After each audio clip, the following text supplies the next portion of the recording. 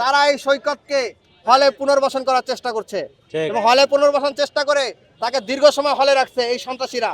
আমরা যখন এই সফট লিগারদের বিরুদ্ধে কথা বলে এই সৈকতকে আইনের আওতায় দেওয়ার জন্য জুলাইয়ের 24 আগস্টে 5 আগস্ট পরবর্তী সময় আমরা চেষ্টা করেছিলাম, তখন কতিপয় সফট লিগার যারা বর্তমানে রাজনীতি করছে, তারা বিভিন্ন রাজনৈতিক দলের সাথে সংশ্লিষ্ট, তাদের নাম আমরা এই মুহূর্তে সবার নাম আমরা বলতে চাচ্ছি না, তবে আমরা প্রত্যেকের নাম, তারা যদি এই ধরনের প্রতারণা না ছাড়ে, প্রত্যেকের নাম আমরা জনসম্মুখে উন্মোচন করব।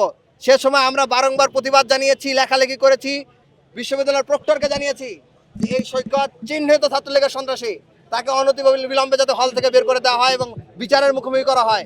কিন্তু সেটি না করে তাকে মাসের পর মাস হলে রাখা হয়েছে এবং একটা নির্দিষ্ট গোষ্ঠী তাকে নির্বাচনে ব্যবহার করার স্বার্থে তাকে হলে স্পেস দিয়েছে। এই সন্ত্রাসীরা যে আপনারা দেখেছেন আজকে যে 7ই মার্চের যে ভাষণ চালানো হয়েছিল ইসের কোনায়, আপনার চানখারপুল মোড়ে, এখান থেকে যখন গ্রেপ্তার করা হয়েছে তখন ছাত্র ইউনিয়নের সভাপতি, ছাত্র ইউনিয়ন এবং আরো বেশ কিছু সংগঠনের প্রতিনিধিরা এখানে তাকে সারানোর জন্য চলে আসছে। এমনকি তারা অনলাইনে লেখালেখি করছে। আপনি মিডিয়া ন্যারেটিভটা দেখুন, যেখানে স্পষ্টভাবে এই সৈকত ছাত্রলীগের পোস্টেড, সেখানে মিডিয়াগুলো তাকে সাধারণ শিক্ষার্থী হিসেবে প্রোটেক্ট করে তাকে এখানে লীগকে পুনর্বাসন করার, নর্মালাইজ করার চেষ্টা করছেন। আমরা শাহবাগ থানার ডিসি, রমনাজনের ডিসি মাসুদ সাহেবকে বলেছি, যারা যারা এর সাথে জড়িত তাদের প্রত্যেককে যদি বিচারের মুখোমুখি করা হয়।